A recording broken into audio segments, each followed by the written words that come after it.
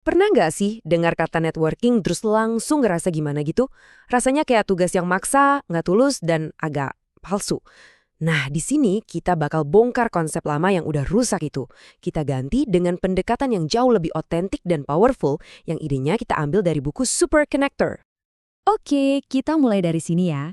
Kayaknya hampir semua orang pernah deh ngerasain perasaan canggung pas datang ke acara networking.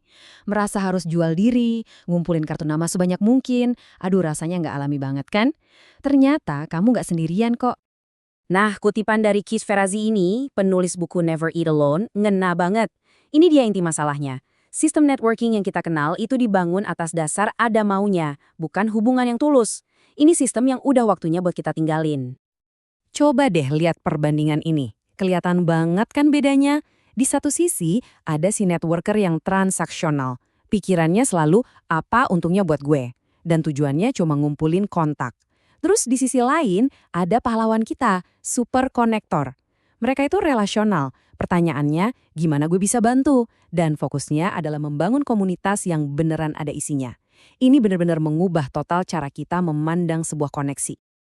Jadi, lupakan deh pola pikir yang lama itu. Ada cara yang jauh lebih baik, jauh lebih memuaskan.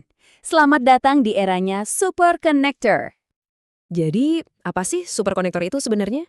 Gampangnya, mereka itu orang-orang yang melihat hubungan sebagai mata uang paling berharga. Mereka sabar membangun modal sosial, artinya kepercayaan dan reputasi baik di antara orang-orang yang mereka kenal, lalu menggunakan modal itu untuk menciptakan hal-hal positif buat semua orang. Ini bukan soal seberapa banyak kontakmu, tapi seberapa dalam hubunganmu. Nah, ini dia perubahan mental yang paling mendasar. Seorang super connector itu nggak berusaha nyelesain semuanya sendirian. Justru sebaliknya, mereka mengandalkan kekuatan komunitas yang udah mereka bangun. Mereka mikir, siapa ya orang yang paling jago buat ngatasin tantangan ini? Ini cara kerja yang jauh lebih cerdas dan kolaboratif. Pertanyaannya sekarang, gimana caranya kita bisa jadi super connector? Jawabannya, semua itu dimulai dari dalam diri. Ini adalah pilar pertama dan yang paling penting, mindset internal kita. Mungkin kita mikir, superpowernya pasti jago ngomong atau punya pesona yang luar biasa. Salah. Ternyata, fondasi paling krusial dari seorang super konektor adalah kesadaran diri. Kemampuan untuk benar-benar kenal siapa diri kita. Kutipan dari ahli ini benar-benar negasin poin tadi. Koneksi yang efektif itu nggak dimulai dari ngeliat keluar, tapi dari ngeliat ke dalam.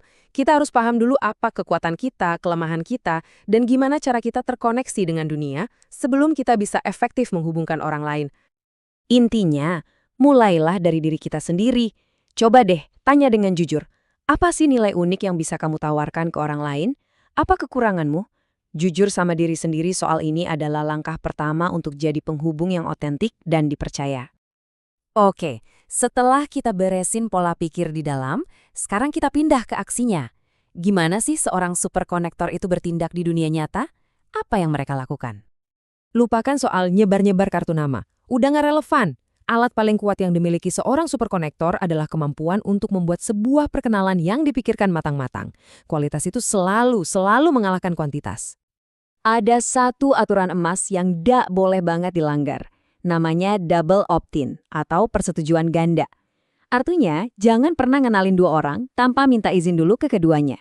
Pertama, tanya ke orang A. Terus, tanya ke orang B. Kalau dua-duanya setuju, baru deh kita hubungkan. Ini adalah soal respek terhadap waktu dan energi mereka, dan ini mastiin setiap koneksi yang kita buat itu beneran bermanfaat. Biar kebayang, coba lihat bedanya. Perkenalan yang buruk itu males banget, cuma bilang, ayo kalian harus kenalan, nggak ada gunanya. Tapi perkenalan yang baik itu ngasih konteks, ngejelasin kenapa mereka harus ngobrol, dan langsung menciptakan nilai bahkan sebelum mereka mulai bicara. Nah ini cara superkonektor bekerja. Sekarang kita sampai di pilar terakhir, yang benar-benar nyatuin semua konsep ini. Ini soal sistem jangka panjang dan imbalan yang kita dapat dari pendekatan ini. Konsep utamanya adalah kemurahan hati yang menjadi kebiasaan. Ini bukan berarti jadi orang yang pasrah atau gampang dimanfaatin ya. Bukan. Ini soal punya keinginan tulus buat bantu orang lain sukses dengan keyakinan bahwa saat kita memberi tanpa pamrih, kebaikan itu bakal balik lagi ke kita. Seringnya dengan cara yang nggak terduga. Biar lebih jelas, ada satu cerita keren dari buku ini. Bayangin, si penulis, Scott Gerber, lagi dalam perjalanan bisnis, iPhone-nya yang isinya semua bisnis dia rusak total. Panik banget kan pastinya. Terus sesuatu yang luar biasa terjadi. Seseorang bernama John Rulin yang baru dia temui sekali dengar soal masalah ini.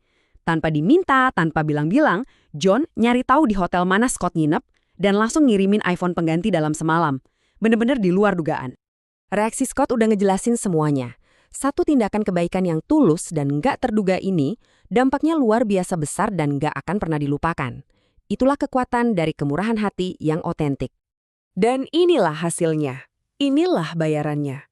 Pendekatan super connector itu nggak cuma ngebangun kekayaan finansial, tapi juga modal sosial yang tak ternilai harganya, pengaruh, reputasi baik, dan aliran kesempatan-kesempatan tak terduga yang datang dari membangun hubungan yang tulus dan selalu berusaha memberi lebih dulu. Jadi, pada akhirnya pertanyaannya cuma satu, dan ini buat kita semua. Apakah kita cuma mau main game jangka pendek dengan ngumpulin kontak? Atau kita mau berinvestasi di game jangka panjang dengan tulus membangun sebuah komunitas? Pilihannya ada di tangan kita.